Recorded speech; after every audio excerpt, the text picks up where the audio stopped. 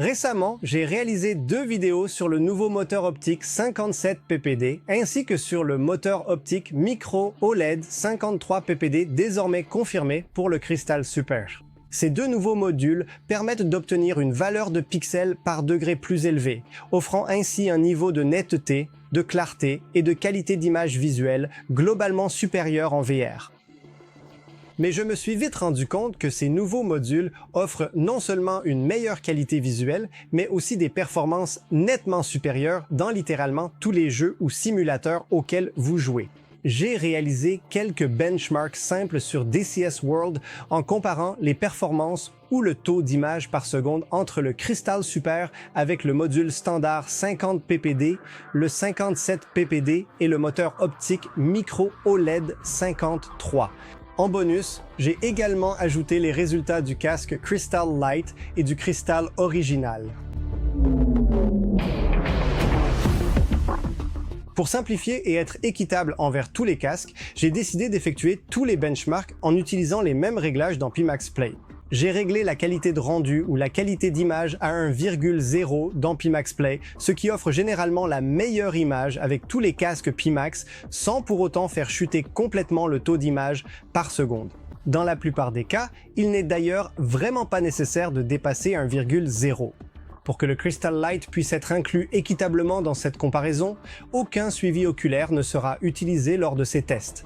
Nous allons utiliser le mode Quad Views avec DCS, mais uniquement avec le rendu FOV à zone fixe. Pour que cela fonctionne, et pour pouvoir vous montrer en même temps les taux d'image en temps réel, j'ai dû utiliser Pimax XR comme Runtime OpenXR associé à l'OpenXR Toolkit, ainsi que tous les modules complémentaires nécessaires pour activer le mode Quad Views dans DCS. Dans Quad Views Companion, j'ai utilisé les paramètres personnalisés suivants et je vais vous montrer les benchmarks avec une résolution FOVE à la fois de 150 et 200%. Cela signifie en gros un suréchantillonnage à 150% ou 200% de la résolution native, uniquement dans la partie centrale de l'image, bien sûr, puisque nous n'utilisons ici que le rendu FOV à zone fixe, tandis que la vision périphérique fonctionne à une résolution bien plus basse, ce qui est tout l'intérêt du rendu FOV. La seule différence de réglage entre tous les casques, c'est que j'ai décidé de laisser le Crystal et le Crystal Light fonctionner à leur taux de rafraîchissement maximal, soit 120 Hz, tandis que tous les modules ou moteurs optiques Crystal Super ne peuvent atteindre que 90 Hz au maximum. J'ai effectué tous les tests avec ma RTX 4090, associée à mon processeur Ryzen 5950X, qui commence à dater un peu. Oui, je sais, mais j'ai des enfants et ils coûtent déjà assez cher. Donc ma configuration n'a pas été mise à jour depuis environ 3 ans. Quoi qu'il en soit, elle tourne avec 32 Go de RAM, Windows 11 avec la dernière mise à jour 20.5H2 et des pilotes Nvidia récents. Gardez à l'esprit que j'enregistre l'écran pendant les benchmarks, ce qui fait chuter le taux d'image de 3 à 5 images par seconde en moyenne. Voici les réglages dans DCS World.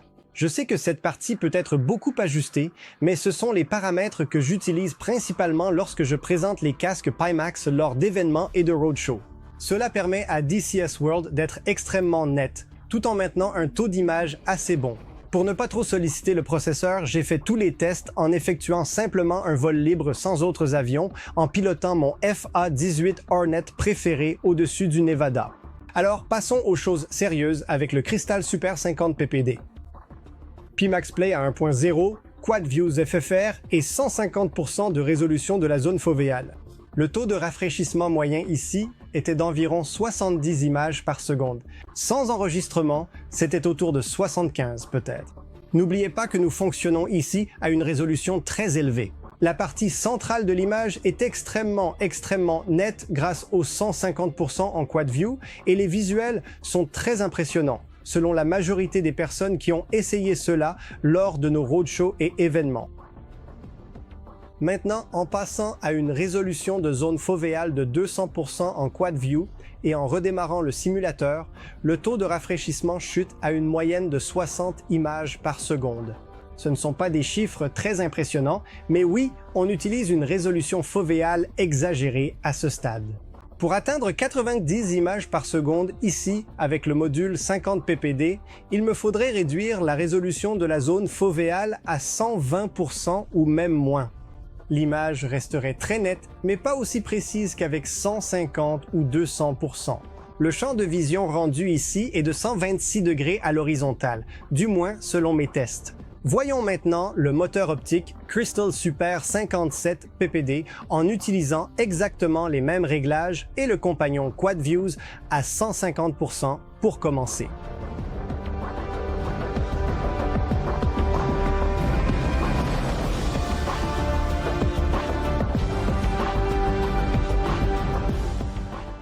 Le taux d'image ici est pratiquement verrouillé à 90 images par seconde maintenant. C'est totalement fluide. La netteté et la clarté sont nettement supérieures par rapport aux 50 ppd tout en pouvant voler à la fréquence d'image maximale, soit environ 20 images par seconde de plus. C'est environ 30% de fréquence d'image en plus. Ici, le champ de vision est bien sûr plus réduit, entre 102 et 104 degrés à l'horizontale, du moins pour moi. Augmentons maintenant le QuadViews à 200% et refaisons le même test. Nous sommes maintenant en moyenne à 87 images par seconde. Un vol presque totalement fluide. La clarté ici est tout simplement incroyable. Le module 57 ppd est, à mon avis, le moteur optique le plus net pour le Crystal Super, et il offre une netteté incroyable ici, surtout au centre du champ de vision. Donc, on passe de 60 images par seconde avec le 50 ppd à 87 images par seconde ici simplement en changeant de module. C'est presque 50% d'images par seconde en plus. En plus maintenant, on a aussi gagné en clarté et en ppd, bien sûr. Ensuite, passons au moteur optique Micro OLED Crystal Super 53 ppd et commençons avec les vues quadruples à 150%, comme précédemment. Notez que je dois utiliser ici une version différente de Pimax Play qui prend en charge le micro OLED. Mais au niveau des réglages, c'est identique à la version précédente de Pimax Play. Eh bien, que puis-je dire? On observe un taux d'image par seconde verrouillé à 90 la plupart du temps, tout comme avec le module 57 ppd. Ici, l'image est presque aussi nette que celle du 57 ppd, mais comme je l'ai mentionné plus tôt, les panneaux micro OLED offrent une image incroyablement nette, précise et magnifique, avec de meilleurs niveaux de contraste et des noirs supérieurs bien sûr, meilleurs que tout casque ou module QLED ne peut le faire. De plus, tout semble simplement plus fluide ici, probablement parce que les panneaux micro OLED ont une latence nettement plus faible et des temps de réponse plus rapides que les panneaux QLED. Maintenant, réglons la vue en 4 fenêtres à 200% avec le module micro OLED. Nous atteignons en moyenne environ 86 à 87 images par seconde. Des performances presque identiques à celles du module 57 ppd et encore une fois, près de 50% de meilleure performance par rapport au moteur optique standard 50 ppd du Crystal Super. Et à travers les lentilles, la clarté est encore plus élevée maintenant avec presque aucun bord dentelé. C'est tout simplement une expérience VR photoréaliste, avec un contraste et des niveaux de noir fantastiques. Et rappelez-vous, ce micro OLED fonctionne avec un champ de vision de 116 degrés à l'horizontale, soit seulement 10 degrés de moins que le champ de vision de 126 degrés du module 50 ppd. Donc parmi ces 3 moteurs optiques pour le Super, les 2 gagnants sont évidemment le module 57 ppd et le moteur optique micro OLED 53, tant en termes de performance que de clarté et de netteté visuelle, où le 57 ppd prend l'avantage en matière de clarté, du moins si vous me demandez. Ensuite, lançons le Crystal Light. Paramètres identiques dans Pimax Play et QuadViews FFR réglés de nouveau à 150%. Aucun autre paramètre n'a été modifié. Notez que le casque fonctionne à 120 Hz, donc nous pouvons réellement déterminer le taux de rafraîchissement maximal que nous pouvons atteindre ici. Fait intéressant, le Crystal Light affiche ici en moyenne 95 images par seconde. Je ne peux pas déterminer si c'est réellement supérieur ou inférieur à ce que peuvent faire le 57 ppd et le micro OLED, puisque le Crystal Super est limité à 90 Hz ou 90 images par seconde. Mais ce résultat vous montre que le Crystal Light ne vous offrira en fait qu'un taux de rafraîchissement à peine plus élevé en faisant tourner les jeux avec les mêmes paramètres.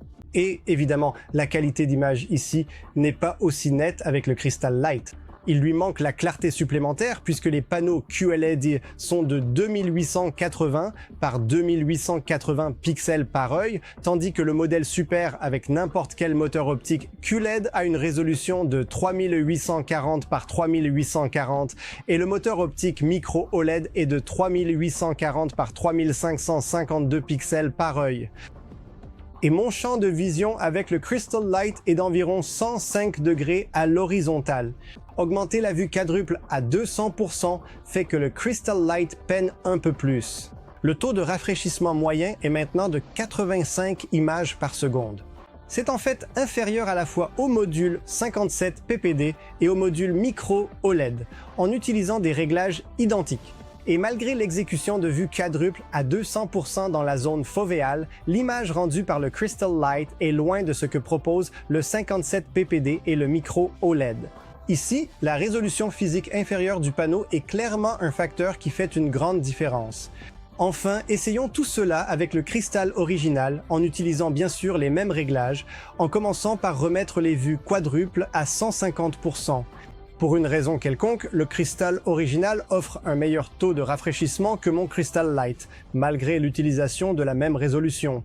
La résolution rendue et la résolution physique du panneau sont identiques. Avec le Crystal ici, nous atteignons en moyenne 117 images par seconde. La netteté et la clarté de l'image sont pratiquement identiques à celles du Crystal Lite, mais le taux de rafraîchissement est nettement supérieur. Je suppose que cela s'explique par le fait que les vues quadruples ont été auparavant très optimisées pour le Pimax Crystal. Du moins, c'est ma théorie ici. J'ai effectué le test plusieurs fois avec des résultats presque identiques. Encore une fois, la clarté et la netteté de l'image n'atteignent même pas ce que propose le Crystal Super, mais il faut reconnaître que l'image reste très belle, surtout comparée à tous les autres casques VR grand public du marché. Avec les vues quadruples à 200%, le taux de rafraîchissement était un peu plus bas, mais pas de beaucoup en réalité. En moyenne, j'ai observé entre 110 et 112 images par seconde lors de ce test, atteignant parfois 118. C'est étrange et je ne sais pas vraiment pourquoi le Crystal offre un meilleur taux de rafraîchissement que le Crystal Lite ici, mais encore une fois, je soupçonne que cela doit être lié à une meilleure prise en charge des vues quadruples avec Pimax XR utilisé comme Runtime OpenXR. Alors, comment le Crystal Super, avec ses deux nouveaux moteurs ou modules optiques, peut-il soudainement afficher une image VR encore plus belle, avec plus de netteté et de clarté, tout en offrant des taux de rafraîchissement plus élevés que le module standard 50 ppd? Et en plus de cela, il fournit un taux de rafraîchissement presque identique à celui du Crystal Lite. Eh bien, cela s'explique en réalité par la résolution rendue dans la chaîne de traitement. Nous avons effectué tous les tests avec la qualité d'image Pimax Play réglée sur 1,0, ce qui est optimal pour tous les casques. Mais cela ne signifie pas que nous rendons la même résolution. En fait, les modules 57 ppd et 53 ppd micro OLED rendent une résolution inférieure à celle du Crystal Lite et du Crystal original. Les modules 57 ppd et micro OLED possèdent tous deux de meilleurs profils de distorsion, nécessitant beaucoup moins de pixels supplémentaires à rendre pour compenser d'éventuelles distorsions de l'image. Bien sûr, les deux modules ont également un champ de vision plus étroit que le module 50 ppd, ce qui est aussi un facteur à prendre en compte. Vous pouvez faire vos propres calculs ici, mais par exemple, le module 50 ppd doit rendre presque 45% de pixels en plus au total que le module 53 ppd micro OLED pour atteindre cette qualité d'image et cette clarté optimale en VR.